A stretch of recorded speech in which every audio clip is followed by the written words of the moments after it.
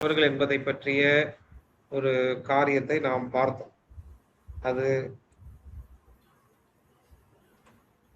எந்தளவாக இந்த தெசலோனிக்கேயர் இருந்தார்கள், எப்படியாக பவுல் பாராட்டுகிறார் அவர்களை, எப்படிப்பட்ட எண்ணம் கொண்டவர்களாக இருக்கிறார் என்பதை நம்ம பார்த்தோம்.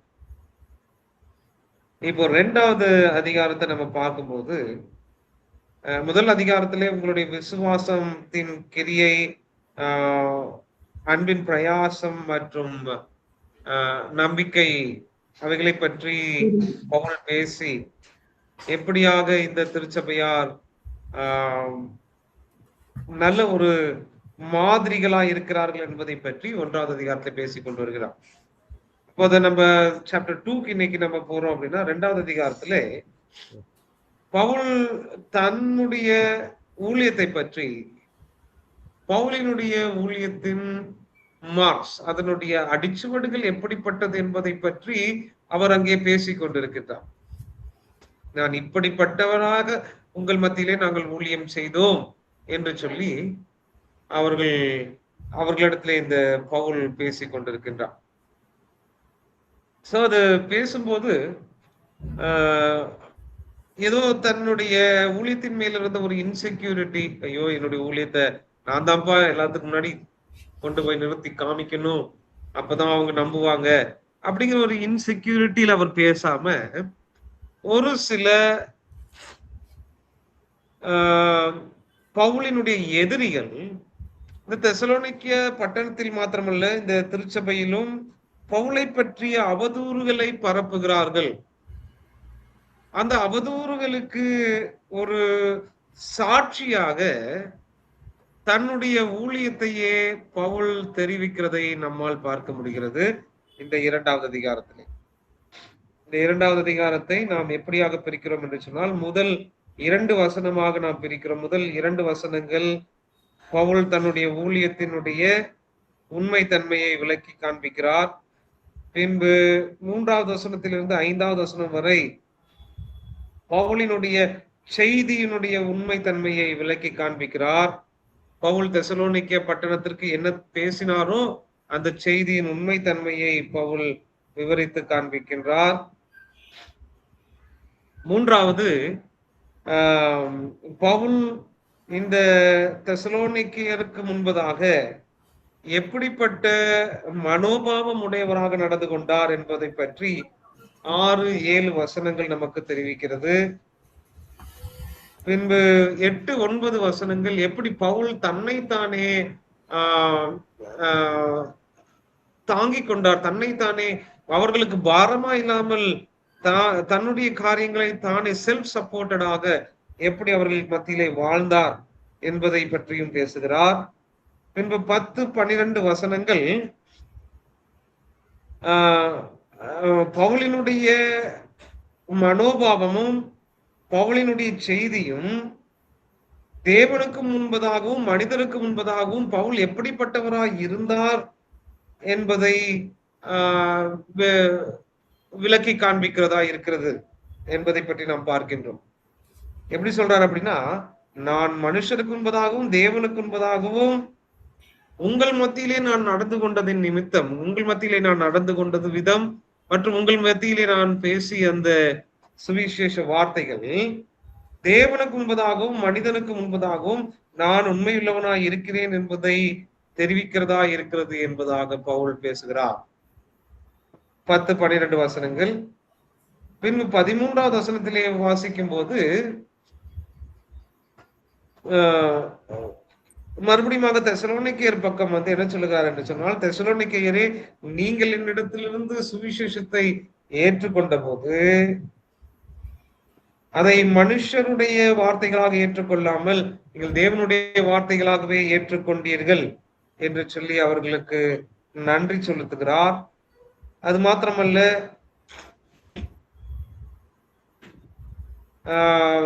இந்த தெசலோனிக்கே பட்டணத்தார் 14 16 வசனம் வரை நீங்கள் பார்க்கும்போது தெசலோனிக்கே பட்டணத்தார் வார்த்தைகளை, சுவிசேஷ வார்த்தைகளை அவர்களுடைய மகா பெரிய உபத்திரவத்திலும் அவர்கள் என்ன செய்தார்கள், வரவேற்றார்கள் என்பதாக பவுல் இங்கே அவர்களை என்ன செய்கிறார்? மறுபடியுமாக மெச்சிக்கொள்கிறார். இப்படியாக நாம 17 இருந்து 20 வரை வாசிக்கும் போது பவுல் அவர்களோடு இல்லாததை குறித்து, அவர்களோடு இல்லாம இருக்கிற டைம்ல பவுலுடைய இருதயம் எப்படி இருக்குது அப்படிங்கிறத பத்தி 17 இருந்து 20 வரை பேசுகிறார். ஏன் இந்த காரியங்களை எல்லாம் பவுல் பேசிக் கொண்டிருக்கிறார் என்பதைத்தான் நாம் 2வது அதிகாரத்திலே பார்க்க வேண்டும். இவ்வளவாக பவுல் ஒவ்வொரு காரியத்தையும் எடுத்துரைக்க வேண்டிய அவசியம் என்னவா இருக்கிறது என்பதை நாம் பார்க்கணும். அதுல உங்களுக்கு ஒரு ஒரு ஆக்டிவிட்டி கொடுக்குறேன். இப்போ நீங்க பாருங்க, வாசிக்கலாம். அதாவது முதல் 7 வசனங்களை முதல் 7 வசனங்களை வாசிக்க போறீங்க. வாசிச்சுட்டு உங்க நோட்ல எழுத போறீங்க. அதாவது இந்த வசனங்களின் அடிப்படையிலே பவுலுக்கு எதிராக வந்த அந்த எப்படி சொல்றது, அக்யூசேஷன்ஸ், போராட்டங்கள் இல்ல, பவுலுக்கு எதிராக வந்த போராட்டங்கள் அல்ல, பவுலுக்கு குற்றச்சாட்டுகள், பவுலுக்கு எதிராக வந்த அக்யூசியேஷன்ஸ் என்ன அப்படிங்கறத பற்றி, என்ன குற்றச்சாட்டினார்கள், பவுலினுடைய எதிரிகள் என்னென்ன குற்றம் சாட்டினார்கள் என்பதை பற்றி நீங்கள் எழுத வேண்டும். எழுதி என்கிட்ட சொல்லுங்க. முதல் 7 வசனங்கள் உங்களுக்கு ஒரு 7 நிமிடங்கள் டைம். முதல் 7 வசனங்களை வாசிச்சு பவுலுக்கு எதிராக வந்த 1 2 3 4 5 6 7 8 அக்யூசேஷன்ஸ், 8 குற்றச்சாட்டுகள் என்ன என்பதை நம்ம பார்க்க போறோம். முதல் 7 வசனங்களை வாசிப்பாங்க.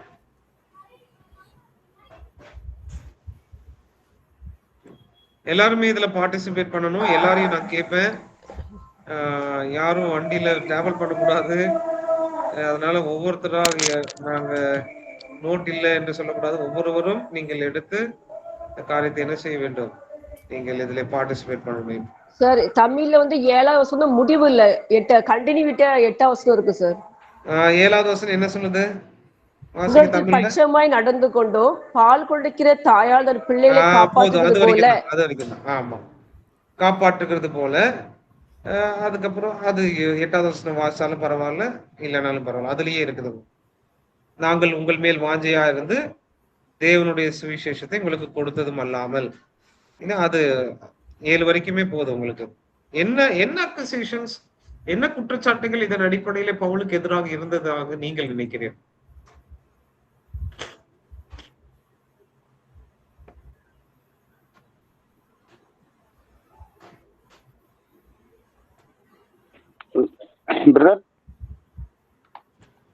சொல்லுங்க பாஸ்டர். முதல் வசனத்துல பார்க்கும்போது அதாவது அங்க இருக்கிறவங்க வந்துட்டு பவுலை பார்த்து நீங்கள் வீணானவர்கள் என்று சொல்ல ஒரு வாய்ப்பு இருக்கு. நீங்க எழுதுங்க பாஸ்டர். நீங்க ஒரு 7 காரியங்களை எழுதிட்டு மெசேஜ் பண்ணதில்ல. ஆமா, எழுதிட்டு நீங்க எனக்கு சொல்லலாம்.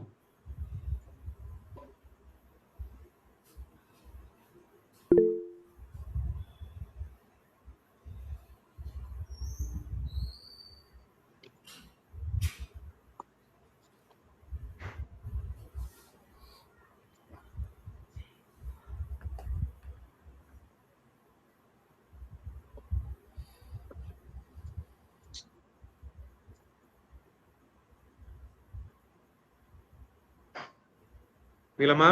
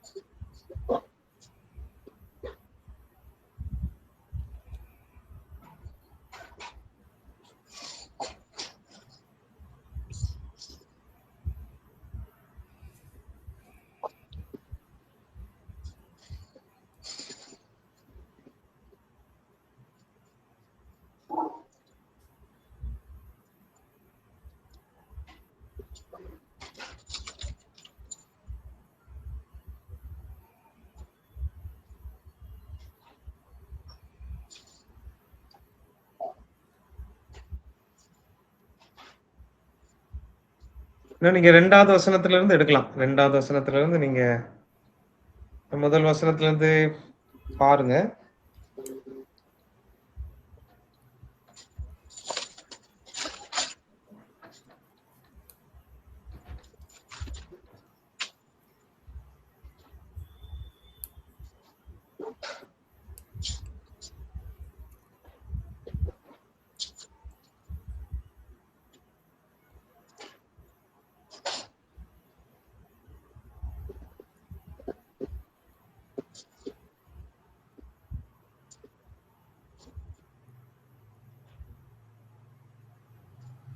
ஓகே, டைம் அப். நீங்க எழுதின வரைக்கும் சொல்லுங்க. 2வது வசனத்துல உங்களுக்கு தெரிந்திருக்கிறபடி முன்னே பிலிப்பு பட்டணத்திலே நாங்கள் பாடுபட்டு நிந்தையடைந்திருந்தும் வெகு போராட்டத்தோட தேவனுடைய சுவிசேஷத்தை உங்களுக்கு சொல்லும்படி நம்முடைய தேவனுக்குள் தைரியம் கொண்டிருந்தோம். இதுல பவுலுக்கு எதிராக வந்த குற்றச்சாட்டு என்ன? பவுல் பிலிப்பி பட்டணத்தில் பாடுபட்டு நிந்து அடைந்தார், அதனால் சுவிசேஷத்தை சொல்லும்படி தைரியமற்றவராய் இருந்தார். தைரியமற்றவராய் இருந்தார். ஓகே, வேற 2வது வசனத்திலே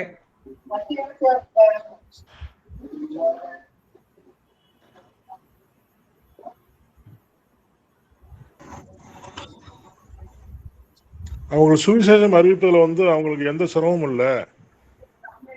பிலிப்பு பட்டணத்துல அவங்களுக்கு எந்த விதமான பாடும் கிடையாது, போராட்டம் கிடையாது, ரொம்ப இலகுவான சூழ்நிலை இருக்குன்னு ஒரு குற்றச்சாட்டு இருந்தது. ஆனா அதை அவர் எடுத்து சொல்றாரு, எவ்வளவு கஷ்டத்தோட நாங்க இதை உங்களுக்கு செஞ்சுட்டு இருந்தோம் அப்படின்றத. அவர் பிலிப்பு பட்டணத்துல பாடுபட்டு நின்று இடந்தோம், போராட்டம் இருந்துச்சு, அது மத்தியில நாங்க தைரியமா நாங்க செயல்படுறோம் அப்படின்றத அவர். ஓகே, வேறு என்ன? அவர்களுக்கு அங்க இருக்கிற ஜனங்களுக்கு தெரிஞ்சிருந்தது, அவரு பிலிப்பு பட்டணத்துல எவ்வளவு பாடுபட்டிருக்கிறது தெரிஞ்சிருந்த கூட அவங்க அவங்களை ஒரு பொருட்டா எடுத்துக்கல, யார பவுல் அவர்களை. ஆனாலும் அவர் தேவனுக்குள் தைரியமா இருந்திருக்காருன்னு தெரியுது. ஓகே, அவர்கள் இவர் ஒரு பொருட்டல்ல அப்படிங்கிற மாதிரி ஒரு குற்றச்சாட்டு இல்லையா? ஆனா தெரிஞ்சிருக்கு அந்த ஜனங்களுக்கு அவர் பட்ட பாடுகள் எல்லாம் பார்த்திருக்காங்க. சொல்லியிருப்பாரு இல்லையா? அவர் ஒரு பொருட்படுத்துவது. Okay, next.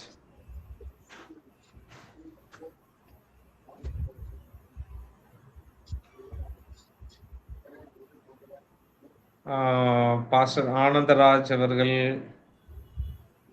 பாஸ்டர் சுரு பாபு, சாலமுன். இதுல அங்கே நம்ம பிலிப்பு பட்டணத்திலே பாடுபட்டு நிந்தி அடைஞ்சிட்டோம், அதனால இங்க தைரியமா சொல்லலாம் அப்படிங்கிற அந்த ஒரு எண்ணத்தோட இருந்துக்கலாம் இல்லையா? இல்ல, அங்க அந்த வசனத்துல என்ன குற்றச்சாட்டு பவுல் மேல் வைக்கப்பட்ட குற்றச்சாட்டு?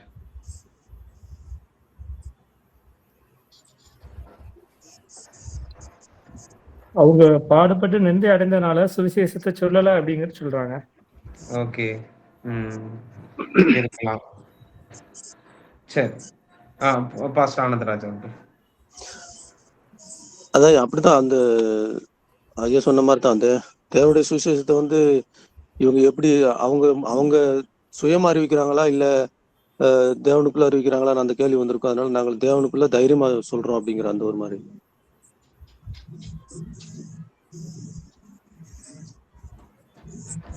பாருங்க, உங்களுக்கு தெரிந்திருக்கிறபடி முன்னே பிலிப்பு பட்டணத்தில் நாங்கள் பாடுபட்டு நிந்தையடைந்திருந்தோம், வெகு போராட்டத்தோட தேவனுடைய சுவிசேஷத்தை உங்களுக்கு சொல்லும்படி நம்முடைய தேவனுக்குள் தைரியம் கொண்டு வந்தோம்.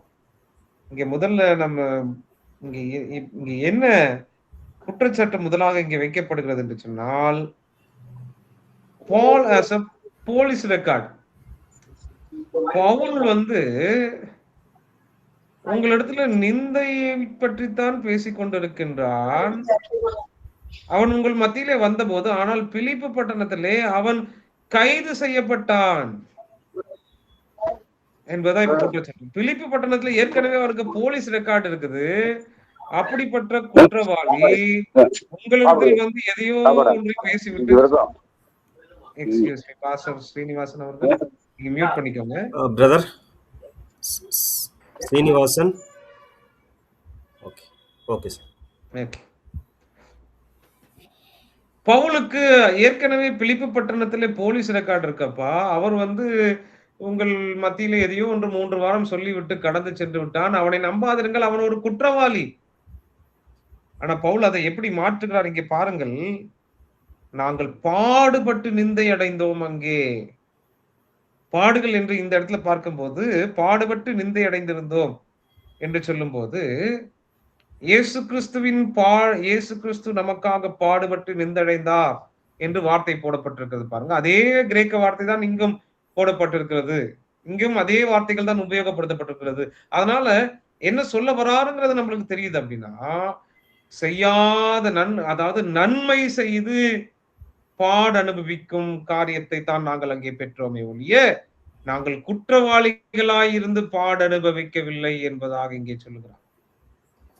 அதாவது இயேசு கிறிஸ்துவுக்கு எந்த வார்த்தை உபயோகப்படுத்தப்பட்டதோ அதே கிரேக்க வார்த்தை இங்கே உபயோகப்படுத்தப்பட்டிருக்கிறது. ஆகவேதான் நாம் எதை அறிந்து கொள்கிறோம் என்று சொன்னால், ஏன் அதாவது தீமை செய்யாமல் நன்மை செய்து பாடு அனுபவிப்பதை பற்றி பவுல் பேசிக் கொண்டிருக்கிறார் என்று சொன்னால், பிலிப்பு பட்டணத்திலே பவுலுக்கு ஏற்பட்ட பாடுகள் அவன் குற்றவாளியாய் இருந்ததினாலே தான் அவன் பாடுபட்டான் என்பதாக வந்த அந்த குற்றச்சாட்டுக்கு எதிராக பவுல் இங்கே பேசிக் கொண்டிருக்கிறார் என்பதை நாம் புரிந்து கொள்ளணும்.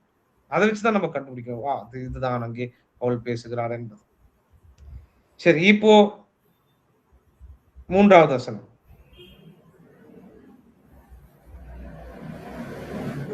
பவுலுடைய போதகம் வந்து வஞ்சகம், தூராசை இப்படிப்பட்டது. அது வந்து ரொம்ப ஒரு கள்ள நோக்கத்தோடு கூட, தவறான நோக்கத்தோடு கூட மக்களை திசை திருப்புறதா போதிக்கப்படுகிறது. ஆமா, அதுலயே நம்மளுக்கு கொடுக்கப்பட்டிருக்கிறது இல்லையா? 3வது வசனத்திலேயே 3 காரணம் கொடுக்கப்பட்டிருக்கிறது. முதலாவது எங்கள் போதகம் வஞ்சகத்தினாலும், 2வது துராசை, 3வது கபடம் இல்லையா? கபடு. இப்போ கபடு என்று சொன்னால் deliberately deceiving others, அதாவது தெரிந்தே மற்றவர்களை ஏமாற்றுவது. அதான் வஞ்சகம் என்று சொல்ல, தெரிந்தே மற்றவர்களை வஞ்சிப்பது. 2வது துராசை என்று சொன்னால் தவறான ஒரு நோக்கம்.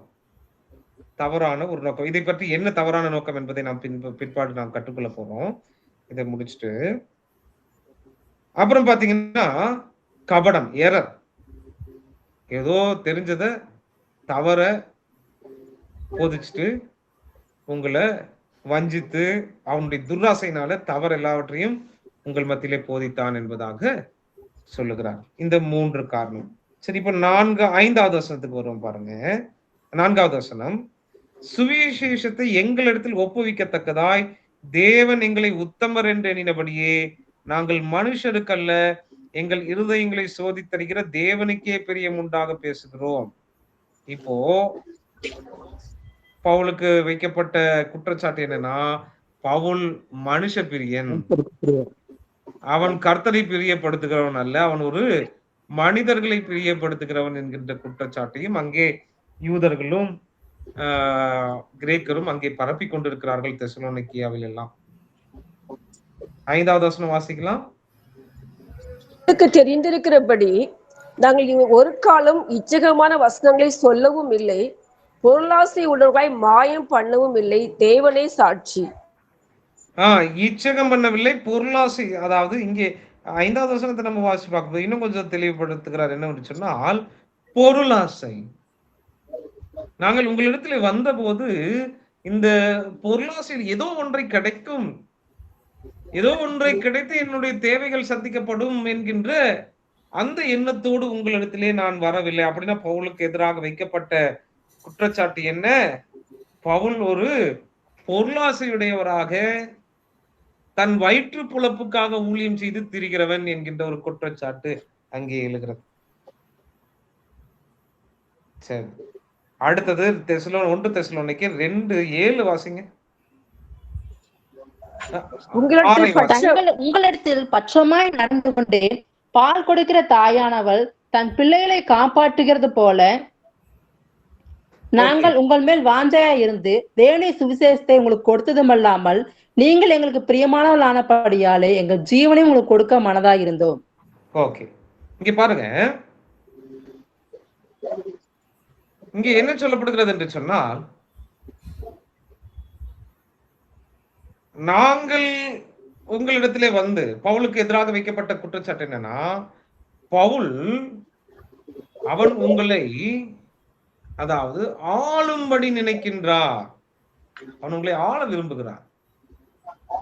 அவன் தன்னைத்தானே அப்போஸ்தலன் என்று சொல்லிக் கொண்டது மாத்திரமல்ல, அவன் உங்களிடத்தில் வந்து ஒரு மார்க்கத்தை பிரசங்கித்து அந்த மார்க்கத்தை ஏதோ இவன்தான் தோற்றுவித்தது போல உங்களிடத்திலே தன்னுடைய ஆளுமையை பிரயோகிக்க விரும்புகிறான் என்பதாக ஒரு குற்றச்சாட்டு. அதனால்தான் பவுல் இங்க சொல்றார் பாருங்க, உங்களிடத்தில் பட்சமாய் நடந்து கொண்டு பால் கொடுக்கிற தாயானவள் தன் பிள்ளைகளை காப்பாற்றுவது போலத்தானே நாங்கள் உங்களிடத்தில் இருந்தோம். ஆனா நாங்க வந்து உங்களை ஆண்டு எங்கள் மேல் எங்களுடைய ஆளுமையை செலுத்தி உங்களை பட்சிக்க நினைத்தோம் என்று அநேகர் சொல்லுகிறார்களே. அதுதான் அந்த குற்றச்சாட்டு. 6வது வசனம் வாசிக்கலாம். 6வது வசனம், நாங்கள் கிறிஸ்துவின் அப்போஸ்தலராக உங்களுக்கு பாரமாய் இழுக்கக்கூடியவர்கள், ஆனாலும் உங்களிடத்திலாவது மற்றவர்களிடத்திலாவது மனுஷரால் வரும் மகிமையை நாங்கள் தேடவில்லை. அப்புறம் பவுல் மனுஷருடைய மகிமையை தேடுகிறான் என்று ஒரு குற்றச்சாட்டு வருகிறது. என்ன சொல்லுகிறார்கள் இங்கே? பவுல் என்ன சொல்லுகிறார்? நாங்கள் மனுஷரால் வரும் மகிமையை தேடவில்லை உங்களிடத்திலே வாழ்ந்த போது. எதுக்கு இதெல்லாம் சொல்றாரு? இந்த தெசலோனிக்கே திருச்சபையை அறிந்து கொள்ள வேண்டும் என்று சொல்லியா? இல்லை, தெசலோனிக்கே திருச்சபை ஏற்கனவே இவர்கள் பார்த்து இருக்கிறார்கள் பவுல் யாரும். மாறாக இதை எழுதும் போதுதான் அவர்கள் மேலும் விசுவாசத்தில் ஏறொன்றி பவுல் சொன்ன வார்த்தைகள் தேவனுடைய, ஏன்னா அவங்க ஏற்கனவே தேவனுடைய வார்த்தைகளாக பவுலின் வார்த்தைகளை ஏற்றுக்கொண்டவர்கள் தான். அவர்களிடத்திலே இந்த துருபதேசக்காரர்களும் பவுலினுடைய பகைஞரும் பவுலை தவறாய் திசை திருப்பி விடக்கூடாது என்பதற்காக இதை அவர்கள் செய்கிறதை நாம் பார்க்க முடிகிறது. சரி, இப்போ வாசிக்கலாம் பாருங்க, மறுபடியுமாக 2வது வசனத்தை வாசிக்கலாம். உங்களுக்கு தெரிந்திருக்கிறபடி முன்னே பிலிப்பி பட்டணத்திலே நாங்கள் பாடுபட்டு நிந்தை அடைந்திருந்தோம். வெகு போராட்டத்தோடு தேவனுடைய சுவிசேஷத்தை உங்களுக்கு சொல்லும்படி நம்முடைய தேவனுக்குள் தைரியம் கொண்டிருந்தோம். அதான் பாருங்க, பிலிப்பு பட்டணத்திலே நாங்கள் பாடுபட்டு நிந்தை அடைந்திருந்தோம். வெகு போராட்டம், அதை பத்தி நம்ம வாசிக்கலாமா? அப்போஸ்தலர் நடபடிகள் 16வது அதிகாரம் 23, 24 வசனங்கள் வாசிக்கலாம். அநேக அடி அடித்த பின்பு சிறைச்சாலையிலே வைத்து அவளை பத்திரமாய் காக்கும்படி சிறைச்சாலை காரனுக்கு கட்டளையிட்டான். எப்படி எப்படி பவுலுக்கு, அதாவது பவுல் இங்க பாருங்க, அவரு அநேகம் அடி அடித்த பின்பு, அதாவது அதனாலதான் ஆபிரகாம போல என்ன ஆசீர்வதிங்க ஆண்டவரேன்னு கேட்கிற அநேக கிறிஸ்தவர்கள் பவுலை போல என்னை ஆசீர்வதிங்கன்னு கேட்க பயப்படுறோம். என்ன காரணம் அப்படின்னா, அவருக்கு என்ன ஆயிடுச்சுங்க? அடி விழுகுது. அதுவும் எப்படிப்பட்ட அடி? இங்க பாருங்க, அந்த வாசனங்களை மறுபடியும் வாசிங்க சிஸ்டர். அவர்களை அநேக அடி அடித்த பின்பு சிறைச்சாலையிலே வைத்து அவளை பத்திரமாய் காக்கும்படி சிறைச்சாலை காரணர் கட்டளையிட்டார்கள். அநேக அடி அடித்து சிறைச்சாலையில வைத்து பத்திரமாய் காக்கும்படி சிறைச்சாலைக்காரனுக்கு கட்டளையிட்டார்கள்.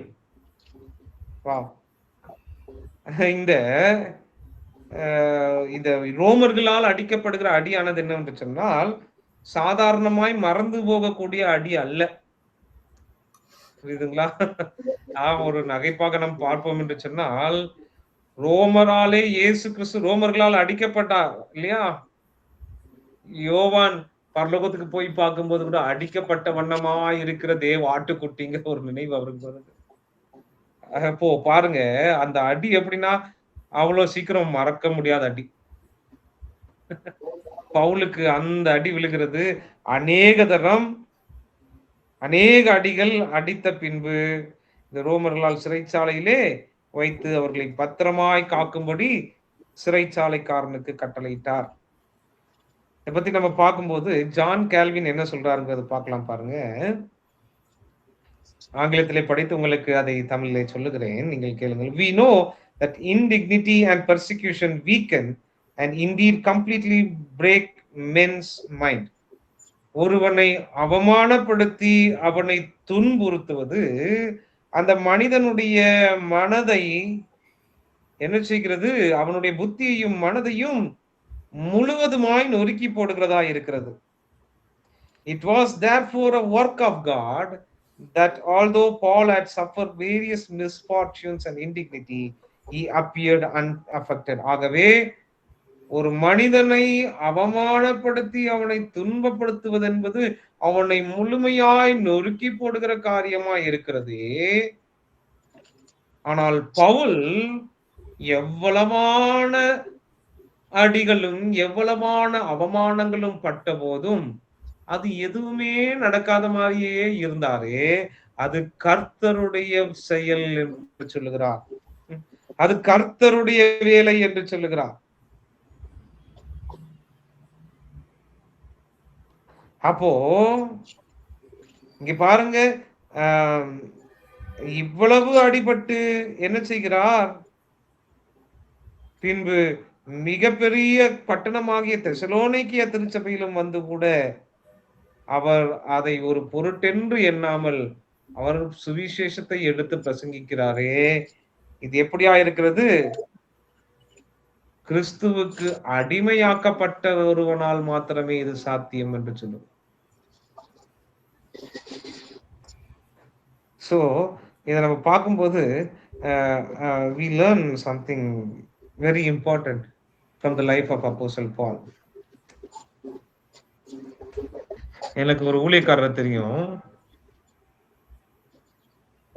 அவர் அடிக்கடி சொல்வதுண்டு, இந்த ஊழியத்திலே ஆசீர்வாதம் என்று சொன்னால் அவருக்கு என்ன என்று சொன்னால், ஊழியத்திலே எப்படியாக பெரிய லெவல்ல வர்றது, எப்படி பயங்கரமாக பேரும் புகழும் எடுப்பதுதான் அவருக்கு என்ன என்றால், அவருக்கு ஒரு ஆசீர்வாதம் என்று நினைத்துக் கொண்டிருக்கிற நபர். அப்பொழுது நான் வாலிப வயதிலே வேதாகம கல்லூரி முடித்து உடனே நான் அங்கே அந்த காலத்திலே நான் உடனே ஒரு 17 வருடங்கள் இருக்கும். அப்போ ஒரு பைபிள் காலேஜ்ல ஜாயின் பண்றேன். அப்போ அந்த நபர் என்கிட்ட சொன்னது என்னன்னா, தம்பி கொஞ்சம் விவரமா இருந்துக்கோ, தேவனுடைய ராஜ்யத்தை கட்டி தன்னுடைய சொந்த வாழ்க்கையை பாழாக்கி போட்ட பவுலை போல நம்ம இருந்துடக்கூடாது. என்ன ஒரு அட்வைஸ் பாருங்க, ஒரு இளம் ஊழியர்களுக்கு ஒரு அட்வைஸ் கொடுக்குறாங்க. தேவனுடைய ராஜ்யத்தை கட்டி சொந்த வாழ்க்கையில் பாழா போன பவுலை போல நம்ம இருந்துடக்கூடாது. ஜாக்கிரதையா இரு தம்பி. இப்படிப்பட்ட ஆளுதான் தெசலோனிக்கே சபையில இருந்திருப்பாங்க இல்லையா? இல்லையா? அது வேற உண்மைதான். இப்ப பாருங்க, பவுல் எப்படிப்பட்டவராய் இருக்கிறார் என்பதை அது மாத்திரமல்ல, இங்கே நீங்க வாசிக்கும் போது அந்த வசனத்தை வாசிக்கலாம். நம்ம 1 தெசலோனிக்கே 2வது அதிகாரம் 2வது வசனம். உங்களுக்கு தெரிந்திருக்கிறபடி முன்னே பிலிப்பி பட்டணத்திலே நாங்கள் பாடுபட்டு நிந்தை அடைந்திருந்தும் வெகு போராட்டத்தோட தேவனுடைய சுவிசேஷத்தை உங்களுக்கு சொல்லும்படி நம்முடைய தேவனுக்குள் தைரியம் கொண்டிருந்தோம். நம்முடைய தேவனுக்குள் எப்படியா இருந்தோம்? தைரியம் கொண்டிருந்தோம். சரி, இப்போ நம்ம இது என்னங்கிறத நம்ம பார்க்க போறோம். நம்ம ஏற்கனவே பார்த்தோம் பவுலுக்கு மேல வந்த குற்றச்சாட்டுகள் என்ன என்பதை இப்ப பார்க்கலாம் பாருங்க. பவுலினுடைய செய்தி உண்மையான செய்தி என்பதை பவுல் தெரிவிக்கிறார். அது கபடமற்ற செய்தி என்பதை பவுல் தெரிவிக்கிறார். 3 to 5 வசனங்கள்.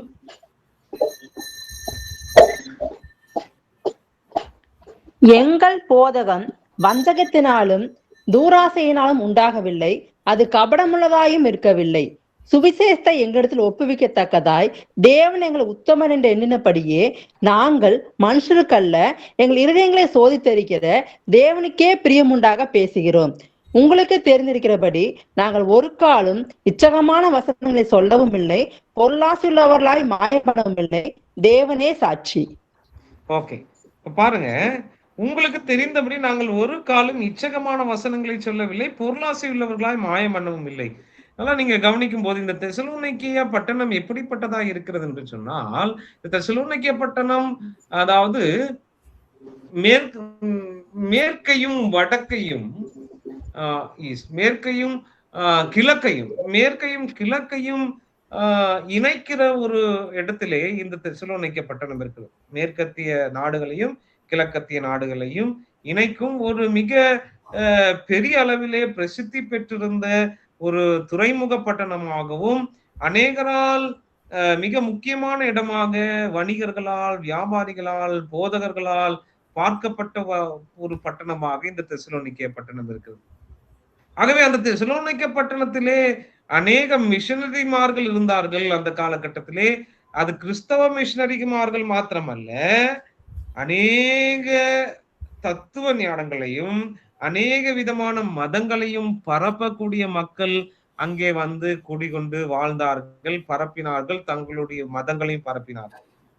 உதாரணமாக அப்பல்லோ, அத்தேனா மற்றும் எர்குலஸ் போன்ற தெய்வங்களையும் பரப்புகிற அநேக மிஷனரிகள் அங்கே இருந்தார்கள். ஓகேங்களா? அது மாத்திரமல்ல, ரோமர்களுடைய மற்றும் எகிப்தியர்களுடைய தெய்வங்களாகிய ஐசிஸ், சாராபிஸ், ஹானூபிஸ் போன்ற தெய்வங்களையும் அந்த பட்டணத்திலே வணங்கி வந்தார்கள். அவைகளை பரப்புகிற மிஷனரிமார்களும் அங்கே இருந்து வந்தார். ரோமர்களுடைய மதங்களை பரப்புகிறவர்களும் இருந்தார்கள், எகிப்திய மதங்கள் பரப்புகிறவர்கள் இருந்தார்கள், கிரேக்க தத்துவ ஞானங்களை பரப்புகிறவர்கள் இருந்தார்கள். அவர்கள் ஐட்டினரண்ட் பிரீச்சர்ஸ் என்று சொல்வார்கள். அவர்கள் கடந்து வந்து அங்கே ஒரு வாடகைக்கு ஒரு வீடு எடுத்து அங்கே தங்கி அந்த போதகத்தை முடித்து விட்டு வேறு ஒரு பட்டணத்துக்கு போவாங்க. அதை நம்ம பார்க்கணும். அதே மெத்தோட தான் யாரு நம்ம பவுலும் கூட பின்பற்றுகிறார். பாருங்க, ரோமாபுரிக்கு போய் அங்கே ஒரு வாடகை வீட்டிலே தங்கினார் சொல்லப்பட்டதுக்கான காரணம் என்ன? ரோமாபுரியிலே போய் அவர் வாடகைக்கு ஒரு வீட்டை எடுத்து அங்கே தங்கி அவர் போதித்து வேறொரு பட்டணத்துக்கு போக வேண்டும். இப்படிதான் அந்த காலத்தில் நடந்தது. இப்படி அநேக விதமான தெய்வங்களையும் தத்துவ ஞானங்களையும் கொண்டு வந்து இந்த பட்டணத்துக்குள்ளே வைத்தார்கள்.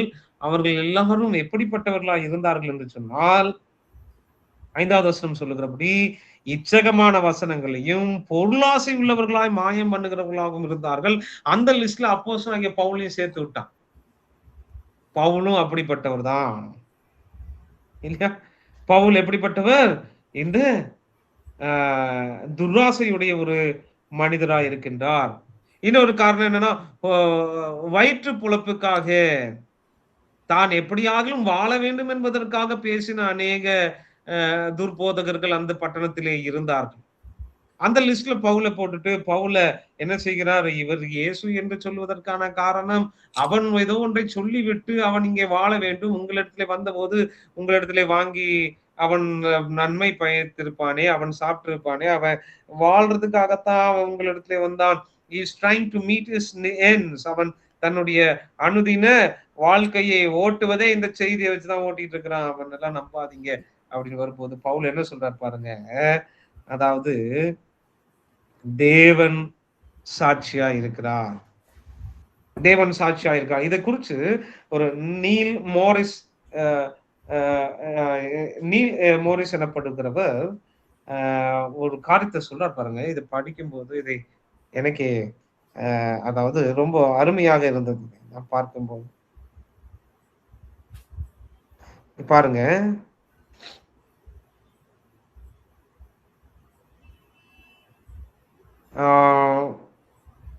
ஒரு நிமிஷம்.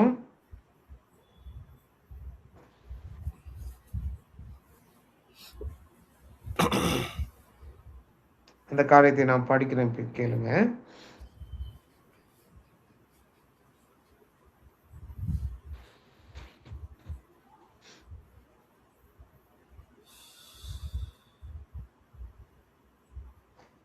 There has probably never been such a variety of religious cults and philosophical system in Paul's day.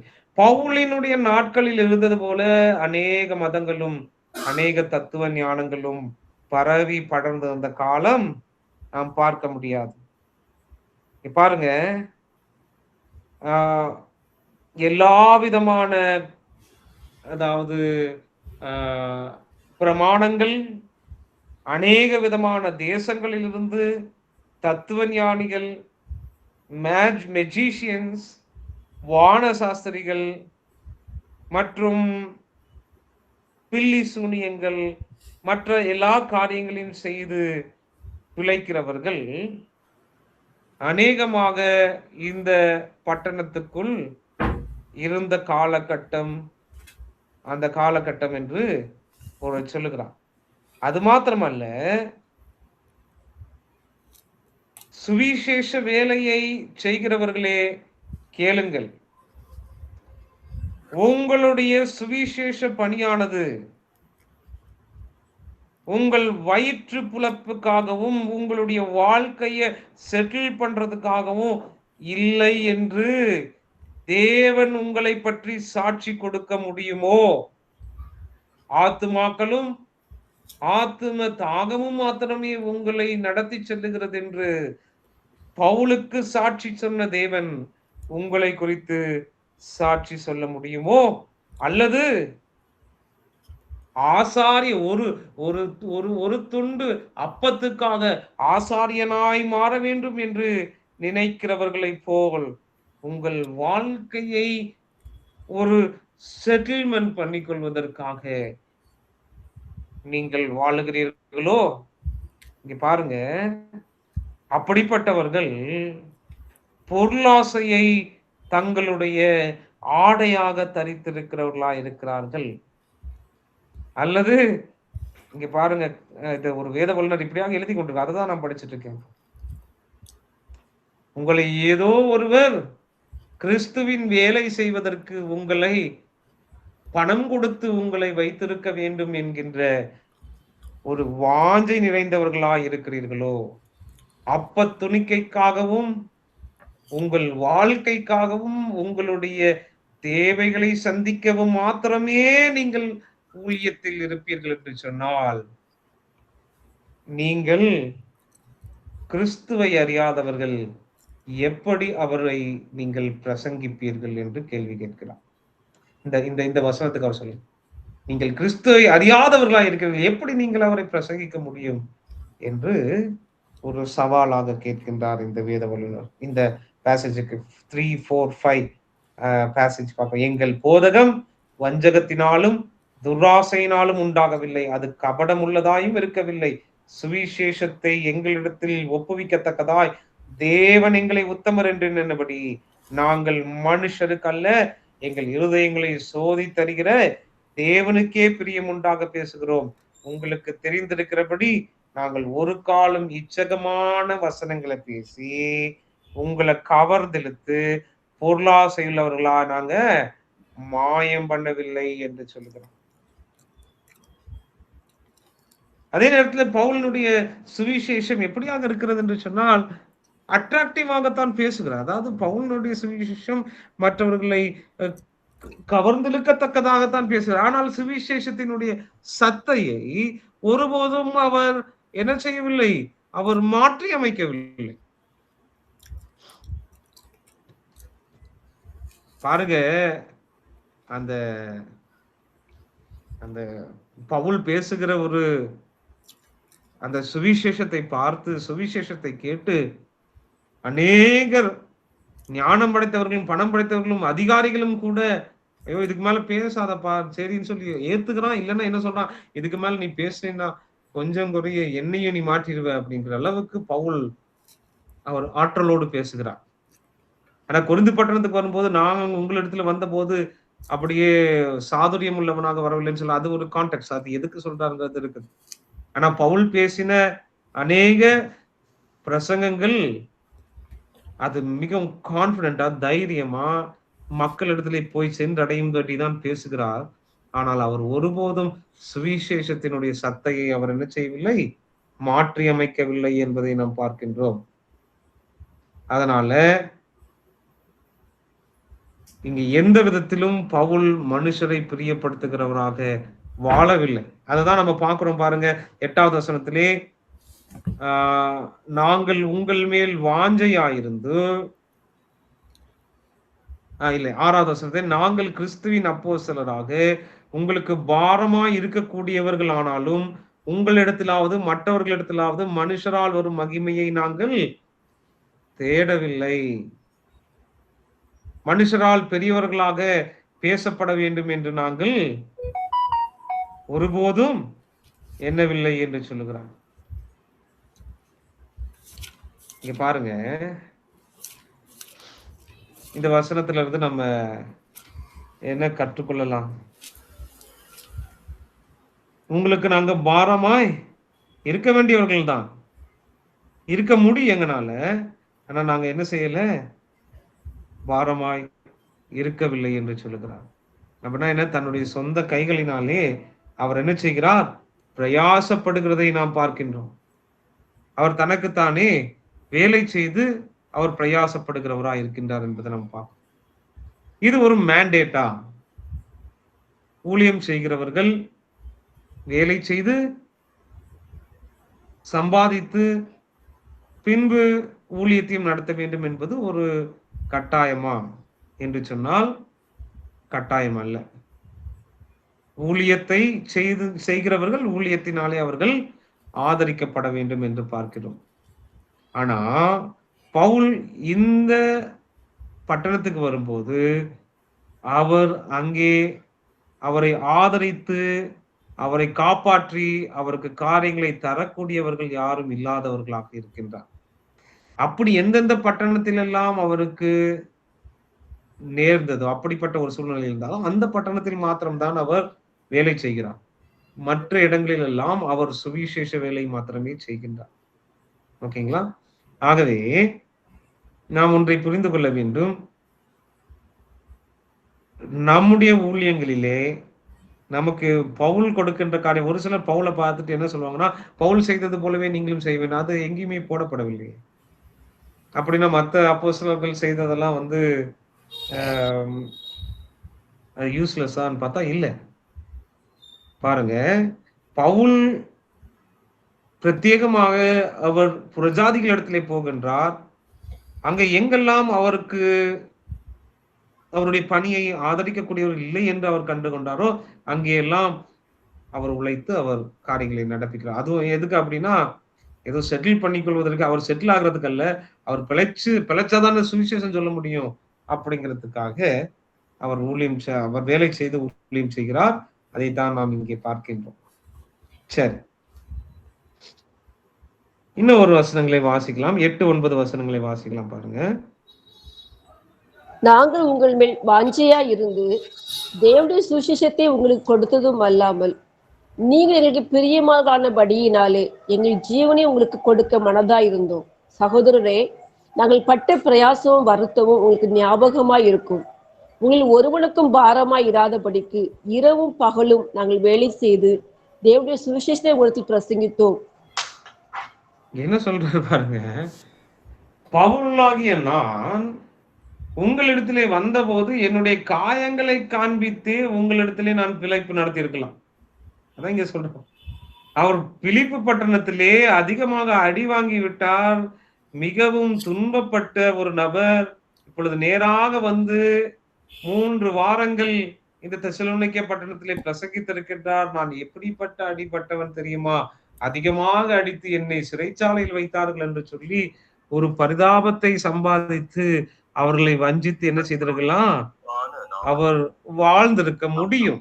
ஆனாலும் அவ்வளவு அடிகளை பெற்று தெசலோனிக்கே பட்டணத்துக்கு வந்து இரவும் பகலும் தன்னுடைய கைகளினாலே பவுல் வேலை செய்து சுவிசேஷத்தை உங்களிடத்தில் நாங்கள் பிரசங்கித்து விசுவாசிகளாகிய உங்களுக்குள்ளே நாங்கள் எவ்வளவு பரிசுத்தமும் நீதியும் பிழையின்மையாய் நடந்தோம் என்பதற்கு நீங்களும் சாட்சி, தேவனும் சாட்சி. வா பாருங்க, அவருடைய சாட்சி பெருகிட்டே போகுது. தேவன் சாட்சி என்பதை மாத்திரமல்ல, நீங்களும் அதுக்கு சாட்சி இருக்கிறீங்க, நீங்களும் பார்த்து இருக்கிறீங்க. எஸ்ரைத்தை சம்பாதிக்கிறதுக்கான பலனை எங்களுக்கு கொடுக்கும். சம்பாதிக்கிறதுக்கான பாருங்க. அப்போ கத்தரினை மறந்து எடுக்க பின்பற்றி அவருடைய செய்திக்கு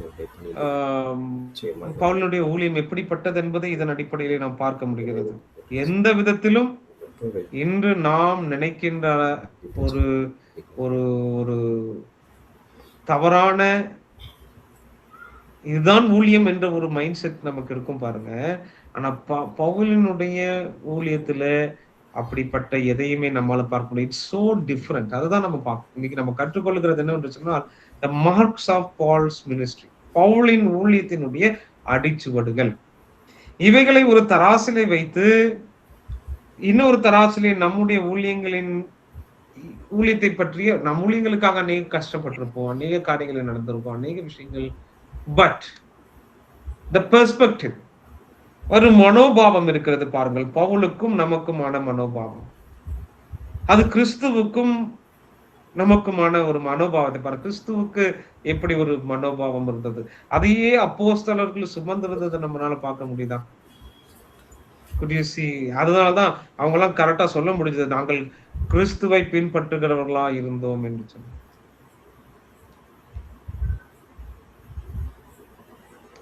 அதாவது நிறைய பேருக்கு இப்போ என்ன அப்படின்னா, ஏற்கனவே இந்த கேள்வி கேட்டீங்கன்னு நினைக்கிறேன். அப்போஸ்தலர்களா கட்டுக்கதை கட்டி விட்டதானே இந்த சுவிசேஷம் அப்படின்னு சொல்லி நிறைய பேர் எதிர்க்கிறது உண்டு இல்லையா? அவர்கள் மரித்து போன ஒரு நபரை வைத்து என்ன செய்து விட்டார்கள், அவர்கள் பிழைப்பு நடத்தினார்கள் என்று சொல்லி ஒரு கூட்டம் சொல்லுகிறது, இன்றும் சொல்லுகிறது. நான் கேக்குறேன், இவ்வளவு அடிபட்டா எவனாவது இதை செய்வானா? இல்லையா? இவ்வளவு அடிபடுகிற ஒரு காரியத்தை கையில் எடுப்பார்களா? யோசித்து பாருங்கள். பவுலுக்கு இல்லாத ஒரு பேச்சு திறமையா? அவன் மார்ஸ் மேடையிலே நின்று பேசுகிறார். பேசினதுக்கு அப்புறம் இன்னொரு முறை சொல்லப்பா பவுலே, இன்னொரு முறை சொல்லுப்பா, சூப்பரா இருக்குப்பான்னு யார் கேட்கிறா?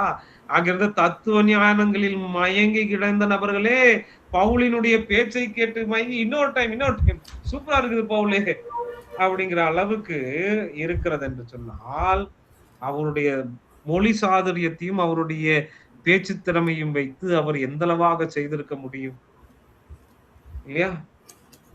ஆனா என்ன குற்றச்சாட்டு? மரித்த ஒரு நபரை வைத்து அவன் உயிர்த்தெழுந்தான் என்று சொல்லி நீங்கள் பிரசங்கித்து அது காரியங்கள் எல்லாவற்றையும் மாற்றி அமைத்தவரே பவுல் தான் என்று சொல்லுவதனால், பவுல் ஏன் இவ்வளவு காரியங்களை சந்திக்க வேண்டும்? இப்போ தெசலோனிக்கே பட்டணத்துல அதான் பிரச்சனை. தெசலோனிக்கே பட்டணத்தில் இருந்த யூதர்களும் கிரேக்கர்களும் அவர்கள் கொண்டு பவுலை இப்படி குற்றம் சாட்டுவதற்கான காரணம் என்னன்னு சொன்னால், பவுல் அவன் தவறான காரியங்களை பிரசங்கித்து தனக்கானவைகளை தேடுகிறான். ஆனா பவுல் சொல்றாரு, நான் பட்ட பாடுகளை பாருங்கள், உங்கள் முன்பாக நடந்து கொண்டதை பாருங்கள், உங்களிடத்தில் இருந்து பணம் வாங்காம இரவும் பகலும் நான் வேலை செஞ்சு பிரசங்கித்ததை பாருங்க. என்னால பிழைக்க முடியாதா? வாய் ஜாலத்தை வைத்து பிழைக்க முடியாதா? முடிந்திருக்கு. பவுல போல ஒரு பிரசங்கியார் ஒருவர் இல்லை பாருங்க. பவுல் நல்ல பிரசங்கியார். நிறைய பேர் சொல்லுவாங்க பவுலுக்கு பேச்சு திறமை இல்லை அப்படின்னு. அது கொரிந்தியருக்கு சொல்லும் போது அது ஒரு காரணம் இருந்தது. அது என்ன நடந்தது என்பது நமக்கு தெரியும். அதை நீங்க கொரிந்தியர் படிச்சிருப்பீங்க, அப்ப உங்களுக்கு புரியும். 3வது அதிகாரத்தை சொல்றேன். ஆனா நிச்சயமாக பார்க்கும்போது பவுல் பேசுவது அநேகரை கவர்ந்து இழுத்தது. அதே நேரத்துல ஒருத்தர் தூங்க வச்சிருச்சு இல்லையா? பவுல் பேசி யார் தூங்குனாது? ஐத்திகு இல்லையா? ஒரு சில டைம் அப்படி இருக்கும் பிரசங்கம். ஒரு சில நல்லா தூங்குவாங்க. தூங்குறதுனால அந்த பிரசங்க, ஐயோ அவர் ஒரு பிரசங்கியாரா, அவர் பேசினா தூங்குறாங்க. இல்ல அப்படி இருக்கா? பவுல் பேசும்போதே தூங்கிருக்கானா? அப்போ பவுல் என்ன பேசினது சாதாரணமா ஒண்ணு இல்லாத கண்டென்ட்டா? யோசிச்சு பாருங்க. வெகு நேரம் பேசிட்டு ராத்திரி வெகு நேரம் பேசிட்டு நைட் ஃபுல்லா கேட்டாங்க. ஆமா, நைட்டா இருந்தாலுமே எல்லாரும் கேட்கிறார்கள். ஆனா ஒருத்தர் தூங்கி விழுகிறான் அப்படின்னா, இப்போ எல்லாம் யோசிச்சு பாருங்க. நம்ம ஒரு சிலர்லாம் பேசும்போது ஒருத்தனும் தூங்காம அப்படியே பார்த்துட்டு இருப்பான். அது என்னதான் அவனுக்கு பிரச்சனை இருந்தாலும் ஒரு சிலர்லாம் கம்பீரமா பேசுவாங்க. உதாரணமா நம்ம நம்ம பேசுறது யாராவது சொல்லுங்க பார்க்கலாம். பிரசங்கியார்கள் தமிழ்நாட்டுல பார்க்கும்போது அகஸ்டின் ஜெபக்குமார் நல்லா பேசுவாரு. அகஸ்டின் ஐயா ஆமா, அகஸ்டின் ஜெபக்குமார் பேசுவாரு. அப்புறம் இப்படிப்பட்ட பிரசங்கங்கள்லாம் பார்த்தா இப்போ ஒரு சில அதாவது சுகமளிக்கும் கூட்டங்களுக்கெல்லாம் நீங்க போனீங்கன்னா அங்க வர நிறைய நோயாளிங்க வருவாங்க. நோயாளி கூட கண்ணை முழிச்சுதானே பார்த்துக்கிட்டு இருக்கிறான் பேசுறத. என்ன காரணம்? ஏதோ ஒன்று இருக்கிறது, கவர்ந்து இருக்கிறது, அதாவது சுகமாகுமான்னு. நோய் இருந்தா கூட அவங்கள அந்த செய்தி என்ன செய்திருக்கும்? அலர்ட்டா வச்சிருக்கும். சோ இது நைட்டு ரொம்ப நேரம் பேசுறாரு. தூங்கி விழுந்துட்டான். தூங்கி விழுந்தவங்க, பவுலே உன்னாலதான் தூங்கி விழுந்தான், நீ என்னப்பா பிரசங்கம் பண்றேன்னு நம்ம சொல்ல முடியாது. ஏன்னா அதே நேரத்துல நிறைய பேர் அவரை கவனிச்சுட்டு இருந்தாங்க இல்லையா? So it's not about the word of God. அதான் நான் சொல்ல வர்றது. இங்க என்ன அப்படின்னா, பவுல் சொல்ல வருகிற காரியம் என்னன்னா, உங்கள் மத்தியிலே 13வது வசனம் வாசிங்க. 13வது வசனம். ஆகையால் நீங்கள் தேவ வசனத்தை எங்களாலே கேள்விப்பட்டு ஏற்றுக்கொண்ட போது அதை மனுஷர் வசனமா ஏற்றுக்கொள்ளாமல் தேவ வசனமாகவே ஏற்றுக்கொண்டதினாலே நாங்கள் இடைவிடாமல் தேவனுக்கு ஸ்தோத்திரம் செலுத்துகிறோம். அது மெய்யாகவே தேவ வசனம்தான். விசுவாசிக்கிற உங்களுக்குள்ளே அது பலனும் செய்கிறது. இங்கே டிப்ளமேட்டிக்கா பவுல் கொஞ்சம் மூவ் பண்றதை நம்ம பார்க்க முடியும். இப்போ நீங்க இதெல்லாமே ஒரு 12 வசனங்கள் வரை நீங்கள் வாசித்து பார்க்கும்போது தன்னை குறித்து பேசிக்கொண்டே இருக்கின்ற பவுல் திடீரென்று என்ன சொல்லுகிறார்? ஆகையால் நீங்கள் தேவ வசனத்தை எங்களால் கேள்விப்பட்டு ஏற்றுக்கொண்ட போது அதை மனுஷ வசனமாகவே ஏற்றுக்கொள்ளாமல் தேவ வசனமாகவே ஏற்றுக்கொண்டதினாலே நாங்கள் இடைவிடாமல் தேவனுக்கு ஸ்தோத்திரம் செலுத்துகிறோம். அது மெய்யாகவே தேவ வசனம்தான். விசுவாசிக்கிற உங்களுக்குள்ளே அது பலன் செய்கிறது. இப்போ பவுல் தன்னை பற்றியே பேசி முடித்திருந்தார் என்று சொன்னால் இன்னொரு குற்றச்சாட்டை பவுலுக்கு நேராக வைத்திருப்பார்கள். பவுல் தற்பெருமை பாராட்டுகிறவனாய் இருக்கின்றான் என்கின்ற ஒரு குற்றச்சாட்டை வைப்பார். ஆனால் பவுல் இங்க என்ன சொல்லுகிறார் என்று சொன்னால், என்னுடைய மேன்மை பாராட்டல், என்னுடைய காரியங்கள், அதாவது நான் இப்படியாக நடந்தேன், நாங்கள் இப்படியாக நடந்தோம், நாங்கள் இப்படியாக பிரசங்கித்தோம், நாங்கள் இப்படியாக வேலை செய்தோம், இதற்கெல்லாம் என்ன காரணம் அப்படின்னா, நாங்கள் பிரசங்கித்தது தேவனுடைய வசனமா இருக்கிறது. அதான் தேவனுடைய வசனமா நாங்கள் பிரசங்கித்தது நீங்கள் ஏற்றுக்கொள்ளும் போது அது தேவ வசனமாகவே ஏற்றுக்கொண்டீர்கள், எங்களுடைய வசனமாய் ஏற்றுக்கொள்ளவில்லை. விசுவாசிக்கிறவர்களாகிய உங்களுக்குள்ளே அது பலனும் செய்கிறது. எப்படி எனில் சகோதரரே, யூதேயா தேசத்தில் கிறிஸ்து இயேசுக்குள்ளான தேவனுடைய சபைகளை நீங்கள் பின்பற்றுகிறவர்களாகி அவர்கள் யூதராலே எப்படி பாடுபட்டார்களோ அப்படியும் நீங்களும் உங்கள் சுய ஜனங்களாலே பாடுபட்டீர்கள். இப்ப என்ன சொல்றாரு? தன்னுடைய பாடுகளை மாத்திரம் பேசாம அந்த பட்டணத்தில் இருக்கிற ஜனங்களுடைய பாடுகளையும் பேசுகிறார். இப்பதான் பவுலுக்கு பவுல் பேசுகிறதை கேட்கின்ற அந்த ஜனங்களுக்கு ஒன்று புரிகிறது. என்னவென்று சொன்னால், இல்ல பவுல் தற்பெருமை பேசுறவர்ல, அவர் எல்லாவற்றையும் நிதானித்து எல்லா காரியங்களையும் சரியாக பார்க்கிறவர். நாம் படுகிற பாடுகளையும் அவர் கருத்தில் கொண்டிருக்கின்றார். நாம் படும் பாடுகளையும் அவர் உணர்ந்திருக்கின்றார். நாம் படும் பாடுகளையும் அவர் அறிந்திருக்கிறார். அதனால்தான் பாருங்க, உங்கள் சுயஜனங்களாலே நீங்கள் பாடுபட்டீர்கள்.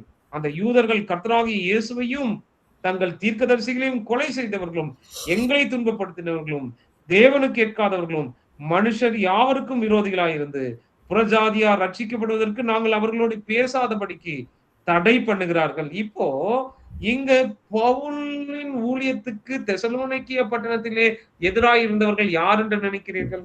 இந்த 14, 13, 14, 15, 16 வசனங்களை வாசிச்சு பார்க்கும்போது எந்த கூட்டம் மிக முக்கியமானா யூதர்கள். புரியுது? இப்போ யூதர்கள் என்ன செய்கிறார்கள்? பவுல் தெசலோனிக்கே பட்டணத்திலிருந்து வந்ததுனால அவசரமா 3 வாரம் உங்க இடத்துல இருந்து உங்ககிட்ட இருந்து இருக்கிறது எல்லாத்தையும் சுருட்டிட்டு வெளியே போயிட்டான். அவன் ஒரு தேவ பகைஞன், அவன் தேவனுக்கு ஏற்றவைகளை செய்யாமல் பொருளாசையுள்ளவன் என்று சொல்லி பல குற்றச்சாட்டுகளை இந்த யூதர்கள் வைக்கும் போது பவுல் ஒரு லிஸ்ட் போடுறாரு. முதலாவது, தீர்க்கதரிசிகளும் கிறிஸ்தவம் பாடுபட்டார்கள், பின்பு நாங்கள் பாடுபட்டோம், இப்பொழுது நீங்களும் பாடுபட்டு கொண்டு வருகிறீர்கள். இங்க எங்கேயுமே மேன்மை பாராட்டல் இல்லை பாருங்க. This a diplomatic way of saying. இல்லனா பவுல் என்ன சொல்லியிருப்பான், இதை கேட்டுட்டு பவுல் மேன்மை பாராட்டலை வைத்து உங்களை வஞ்சிக்கிறான் என்று சொல்லி இருப்பார்கள். ஆனால் பவுல் என்ன சொல்றாரு, கிறிஸ்து எப்படி பாடுபட்டாரோ அதே போல் நாங்களும் பாடுபடுகிறோம், நீங்களும் பாடுபடுகிறீர்கள் ஜனங்களே. ஆகவே இவ்விதமாய் எக்காலத்திலும் தங்கள் பாவங்கள் நிறைவாக்குகிறார்கள், அவர்கள் மேல் கோவாக்கனை பூர்ணமாய் வரும். இங்க பாருங்க, இப்ப என்ன சொல்றாரு 17வது வசனத்துல, அதுல இருந்து வேற ஒரு அக்யூசேஷன் வருது. அது என்னங்கிறத பார்ப்போம். முதலாவது நாம் இங்க புரிந்து கொள்ள வேண்டியது என்னன்னா, the diplomatic approach of apostle Paul. பவுலினுடைய அந்த டிப்ளமேட்டிக்கான அப்ரோச். ஒருத்தரை திட்டணும் இல்ல ஒருத்தரை புகழணும்னா அவரை மாதிரி புகழ முடியாது, அவரை மாதிரி திட்ட முடியாதுங்க. கொரிந்தியர்ல இருக்கிற ஆண்களை அவர் திட்ட வேண்டும். அதற்கு எவ்வளவு டிப்ளமேட்டிக்கா ஒரு காரியத்தை எடுக்கிறாருன்னா நீங்க பார்க்கும்போது வாசிக்கலாங்களா? 1 கொரிந்தியர். நீங்கள் இவ்வளவு புத்தி இல்லாதவர்களா? இல்ல, 1 கொரிந்தியர்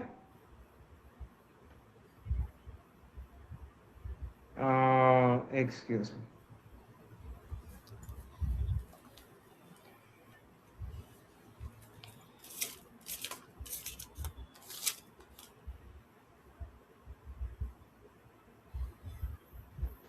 முப்பத்தி 4வது வசனம், 14:34. நம்ம பவுலினுடைய டிப்ளமேட்டிக் அப்ரோச்சை நம்ம புரிஞ்சுக்கிறதுக்கு தான் இது நம்ம பார்க்கணும். சபைகளில் உங்கள் ஸ்திரீகள் பேசாமல் இருக்க கடவர்கள், பேசும்படிக்கு அவர்களுக்கு உத்தரவில்லை, அவர்கள் அமர்ந்திருக்க வேண்டும், வேதமும் அப்படியே சொல்லுகிறது. சபைகளில் உங்கள் ஸ்திரீகள் பேசாமல் இருக்க கடவர்கள். இப்போ இது யாருக்கு போதிக்கிறாரு பவுல்? ஸ்திரீகளுக்கா ஆண்களுக்கா?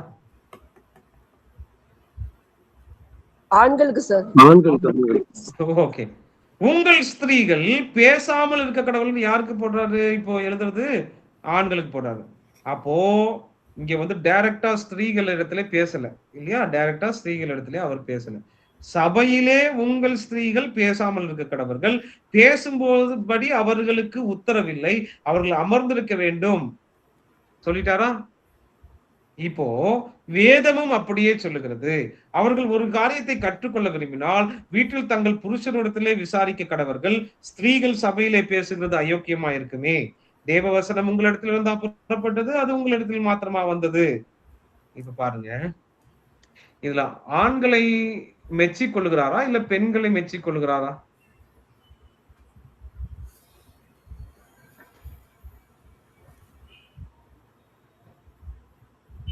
இங்கதான் சர்க்காசம் பாருங்க. பவுல் ரொம்ப கிண்டல் அடிக்கிற ஒரு ஆசான், சர்க்காஸ்டிக்கா பேசுறார். என்னன்னா கேளுங்க, இப்போ இந்த டோன்ல தான் பேசுறார். எவ்வளவு டிப்ளமேட்டிக்கா அப்ரோச் பண்றாரு பாருங்க. சபைகளில் உங்கள் ஸ்திரீகள் பேசாமல் இருக்க கடவர்கள், பேசும்படி அவர்களுக்கு உத்தரவில்லை. Very good. அவர்கள் அமர்ந்திருக்க வேண்டும். ஓகேவா? வேதமும் அப்படிதான் சொல்லுது இல்லையா? அப்படிங்கிற வேதமும் அப்படிதான் சொல்லுகிறது. நல்லா யோசிச்சுக்கோங்க. ஆதி ஆகமத்துல இருந்து வெளிப்படுத்தல் வரைக்கும் எந்த வசனமும் அப்படி சொல்லல. யூதர்கள் பின்பற்றி வந்த டால்முட், மிஷ்னா போன்ற அவர்களுடைய பாரம்பரியங்களும் இப்படி சொல்லவில்லை. அப்படின்னா பவுல் என்ன சொல்றாரு? பவுல் பேசுகிற அடியே இங்க யாருக்கு அப்படின்னா அந்த சபையின் ஆண்களுக்கு தான். புரியுதுங்களா? சபையில் உங்கள் ஸ்திரீகள் பேசாம இருக்கட்டும் வா, அவங்களுக்கு பேசும்படி உத்தரவு இல்ல, அவர்கள் அமர்ந்தே இருக்கட்டும். ஓகேவா? குட். வேதமும் அப்படிதான் சொல்லுது பாருங்க இல்லையா? அவர்கள் ஒரு காரியத்தை கத்துக்கணும்னா வீட்டுல புருஷத்துல வந்து விசாரிச்சா போதும். ஸ்திரீகள் சபையில பேசுறது அயோக்கியம். உங்களை பொறுத்த வரைக்கும் அது அயோக்கியம் இல்லையா? ஏண்டா நான் உங்க இடத்துல கேக்குறேன், வேத வசனம் உங்களிடத்துல இருந்து மாத்திரமா வந்தது? 36வது வசனம் பாருங்க. வேத வசனம் உங்களிடத்துல இருந்து மாத்திரமா வந்தது, புறப்பட்டது, அது உங்களிடத்துல மாத்திரமா வந்தது. சோ இது யாருக்கான அடி? ஆனா பார்க்கும்போது நம்மளுக்கு எப்படி புரியுது? இது பவுல் வந்து பெண்களை அயோக்கியம் என்று சொல்லிவிட்டார் என்று தானே நாம் துடிப்போம். ஆனா அப்படி சொல்லல. That is the diplomatic approach. இங்க தெசலோனிக்கர் பாருங்க, அடுத்து சொல்றாரு. அதனாலதான் பவுல் என்ன சொல்றாரு? இப்படி இருக்க சகோதரரே, நீங்க என்ன செய்யுங்க, அந்நிய பாஷை பேசுகிறதற்கும் தீர்க்கதரிசனம் சொல்லுகிறதற்கும் தடை பண்ணாதிருங்கள். இங்க என்ன சொல்லப்பட்டிருக்கிறது? சபையிலே அந்நிய பாஷை பேசிக் கொண்டிருந்த அந்த ஸ்திரீகளை தடை பண்ணி, ஏதாவது டவுட்னா எதுனாலுமே நீ வீட்டுல வந்துதான் பேசணும், இங்க எதுவுமே பேசக்கூடாது அப்படின்னு சொல்லிட்டு இருந்தவங்கள பவுல் உள்ள புகுந்து, உங்களிடத்துல இருந்து மாத்திரமா தேவனுடைய வார்த்தை புறப்பட்டது, சபையில பேச அயோக்கியத்தனமா, எங்கே வேதத்தை எடுத்து காண்பியுங்கள் என்று சொல்லுகிறார். ஆனா அதை எப்படி டிப்ளமேட்டிக்கா கொண்டு வராரு பாருங்க. தட் இஸ் த வே பவுல் என்ன செய்கிறார்? 1 தெசலோனிக்கர் 2வது அதிகாரத்திலே தன்னுடைய எல்லா காரியங்களையும் செய்து வைத்து விட்டு, ஐயோ பவுல் தான் அப்படியே கிறிஸ்துவை பின்பற்றுகிறவன போலவே பேசுறாரே, இவர் என்ன பெரிய இதுதான் நாங்க சொன்னது போல எகிப்திய மதங்களையும் ரோம மதங்களையும் மற்றும் கிரேக்க தத்துவ ஞானங்களையும் பேசுகிறவர்களும் இப்படித்தானே தற்பெருமை பேசுகிறார்கள். இப்ப பவுல் எடுக்கிறாரு, நாங்கள் எப்படியாக பாடுபட்டோம் அதே போல் எப்படி யாரை நாங்கள் பின்பற்றுகிறோம் என்று சொன்னால், கிறிஸ்துவையும் தீர்க்கதரிசிகளும் இந்த யூதர்கள் அப்படிதான் பாடுபடுத்தினார்கள், நாங்களும் பாடுபடுகிறோம். அந்த லிஸ்ட்ல நீங்களும் இருக்கீங்க. இப்ப தெசலோனிக்கர் யோசிச்சு பார்த்துருமா? எஸ், இதெல்லவா இப்போ தெசலோனிக்கருக்கு என்ன காரியம் விளங்குகிறது? நாங்கள் பட்ட பாடுகள், நாங்கள் பட்டு கொண்டிருக்கிற பாடுகள், அது கிறிஸ்துவினுடைய பாடுகள் மாத்திரமல்ல, அது ஒரு அர்த்தமுடைய பாடுகளாய் இருக்கிறது என்பதை அவர்கள் புரிந்து கொள்ளுகிறார்கள். அதனால அதை அப்படியே நம்ம விட்டுட்டு அப்படியே பவுல் விட்டு போயிருந்தா, இன்னைக்கு பவுல் பெருமை பாராட்டுகிறவர்களாக அவர் காட்சி அளித்திருப்பார். அதுக்கு விடல பவுல் தன்னை குறித்து அதனாலதான் பாருங்க, எந்த அளவுக்கு அவர்களை புகழ முடியுமோ 1வது அதிகாரத்திலே புகழ்ந்து விட்டு, இப்பொழுது தன்னை பற்றியும் தன்னுடைய ஊழியத்தை பற்றியும் தன்னோடு இருந்தவர்களை பற்றியும் பேசிட்டு கடைசியில கன்க்ளூட் பண்ணும்போது என்ன செய்கிறார்? இவைகள் எல்லாவற்றிற்கும் காரணம் என்னன்னா, கிறிஸ்துவும் இதையே பாடுகளை பட்டபடியினாலே அவரை பின்பற்றுகிற நாங்களாகட்டும், எங்களை பின்பற்றுகிற நீங்களாகட்டும் அதே பாடுகளை தான் பெற வேண்டும் என்று சொல்லும் போது, அங்கு கிறிஸ்துவே உயர்த்தப்படுகிறாரே ஒழிய பவுல் இந்த இடத்திலே உயர்த்தப்படவில்லை என்பதை நாம் புரிந்து கொள்ள வேண்டும். The way he approaches his writing, அவருடைய எழுத்துக்களை எப்படி அப்ரோச் பண்றாரு பாருங்க. இந்த எங்கேயுமே நாம போன வாரம் பார்த்தோம் தெசலோனிக்கேயர் பெரியவர்கள், குட். இந்த வாரம் பார்த்தோம் பவுல் பெரியவர். ஆனா முடிக்கும் போது என்ன புரிஞ்சுக்கணும்? இது எல்லாத்தையும் பவுல் சொன்னதுக்கான காரணம் என்னன்னா, கிறிஸ்துவே உயர்ந்திருக்கிறா, கிறிஸ்து தான் அவர் முன்னாடி போயிட்டு இருக்கிறாரு, நம்மளாம் ஃபாலோவர்ஸ் தான், அவரே பாடுகளை பட்டவர், அவரே பாடுகளின் அதிபதியா இருக்கின்றார், அவரே கனப்படுத்தக்கூடியவர் என்று சொல்லி பாருங்க. அந்த வசனத்தை வாசிக்கலாம் பாருங்க, அழகா எழுதியிருப்பாரு. 1 தெசலோனிக்கேயர்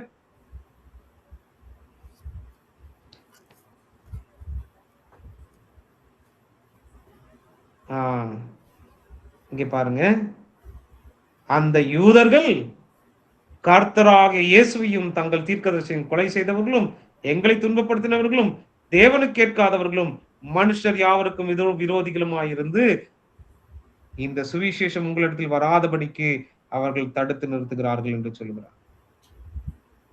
இப்ப பாருங்க 17வது வசனத்திலே 17, 18, 19, 20 வசனங்களை வாசிக்கலாம். சகோதரரே, நான் இதயத்தின்படி உங்களோடு இருந்து சரீரத்தின்படி கொஞ்ச காலம் உங்களை விட்டு பிரிந்திருந்தபடியினாலே உங்கள் முகத்தை பார்க்க வேண்டும் என்று மிகுந்த ஆசையோட அதிகமாய் பிரயத்தனம் பண்ணினோம். பவுலுக்கு என்ன ஒரு குற்றச்சாட்டு வருது அப்படின்னா, பவுல் 3 வாரம் மாத்திரம் உங்க இடத்துல இருந்து ஓடிட்டானே, உங்க மேல அக்கறை இல்லை அப்படிங்கும் போது பவுல் என்ன சொல்றாரு? நாங்கள் இருதயத்தின்படி உங்களோடு இருந்து சரீரத்தின்படி கொஞ்ச காலம் உங்களை விட்டு பிரிந்திருந்தபடினாலே உங்கள் முகத்தை பார்க்க வேண்டும் என்ற மிகுந்த ஆசை எனக்கு இருந்தது. ஆனாலும் 2 தரம் மனதா இருந்தோம், பவுலாகிய நானே வர மனதா இருந்தேன், சாத்தானோ எங்களை தடை பண்ணினான். அது என்னங்கிறத நம்ம பார்க்கலாம். 19வது வசனத்தை வாசிங்க. எங்களுக்கு நம்பிக்கையும் சந்தோஷமும் மகிழ்ச்சியின் கிரீடமுமாய் இருப்பவர்கள் யார்? நம்முடைய கர்த்தராகிய இயேசு கிறிஸ்து வரும்போது அவருடைய சன்னிதானத்திலே நீங்கள் அல்லவோ அப்படி இருப்பீர்கள். நீங்களே எங்களுக்கு மகிமையும் சந்தோஷமுமாய் இருக்கிறீர்கள். ஓகே, இங்க பாருங்க, எங்கள் நம்பிக்கையும் சந்தோஷமும் மகிழ்ச்சியும் கிரீடமுமாய் இருக்கிறவர்கள் யார்? நம்முடைய கர்த்தராகிய இயேசு கிறிஸ்து வரும்போது அவருடைய சன்னிதானத்திலே நீங்கள் அல்லவா அப்படி இருப்பீர்கள். நீங்களே எங்களுக்கு மகிமையும் சந்தோஷமா இருக்கிறீர்கள். பாருங்க, அதுதான் the doctrine of Christian hedonism என்று சொல்வார்கள். கிறிஸ்தவர்களுக்கான சந்தோஷத்தை தேடுதல். அதை பற்றி இந்த பேசேஜை பற்றி கற்றுக்கொள்ள வேண்டும் என்று சொன்னால், நாளை தினத்துல நம்ம கற்றுக்கொள்ள போறோம். What is Christian hedonism, what actually அப்போஸ்தலன் பால் இஸ் டாக்கிங் ஹியர். கிறிஸ்தவர்களின் சந்தோஷத்தின் வேட்கை என்ன, மற்றும் இந்த வேத பகுதி எஸ்பெஷலி 17 20 வரை என்ன சொல்லிக் கொண்டிருக்கிறது. பவுல் இவர்களை சந்தோஷமாகவும் கிரீடமாகவும் மகிழ்ச்சியாகவும் வைத்திருந்தது காரணம் என்ன? இதற்கு இயேசு எப்படி மாதிரியா இருக்கின்றார். இயேசுவை பார்த்துதான் இதை ஃபாலோ பண்றாரு பவுல். எப்படி இயேசு மாதிரியா இருக்கின்றார் என்கின்ற சத்தியத்தை நாளை தினத்திலே நம்ம கற்றுக்கொள்ளலாம்.